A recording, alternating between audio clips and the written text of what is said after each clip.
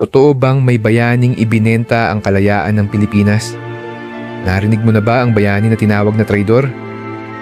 Isang general na minsang hinangaan, ngunit kalaunan isinumpa. Bakit?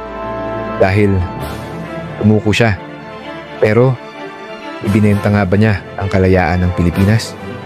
O may mas malalim na dahilan na pilit itinago ng kasaysayan? Matapos mahuli si Emilio Aguinaldo noong 1900, ang huling pag-asa ng revolusyon ay nakasandal kay Miguel Malvar. Habang bumabagsak ang mga kampo ng mga revolusyonaryo, si Malvar nanatiling nakatindig sa kabundukan ng Batangas.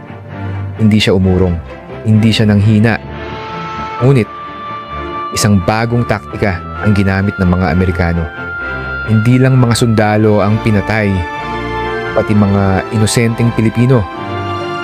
Ang reconcentration policy, kung saan pinilit nilang ipunin sa mga kampo ang libu-libong sibilyan habang sinusunog ang kanilang mga baryo upang putulin ang suporta ng mga revolusyonaryo.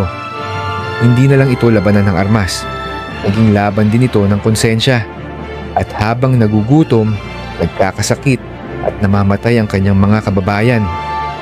Isang tanong ang gumugulo sa isipan ni Malvar. Ipagpapatuloy ko ba ang laban kung ang kapalit ay buhay ng mga inosente? At sa araw na yon, ginawa niya ang hindi inaasahan ng lahat. Sinuko niya ang kanyang sarili at doon pumaha ang galit. Traidor! Sigaw ng ilan. Duwag! Bulong ng iba. Pero totoong pagtataksil ba ito? Ang hindi alam ng marami.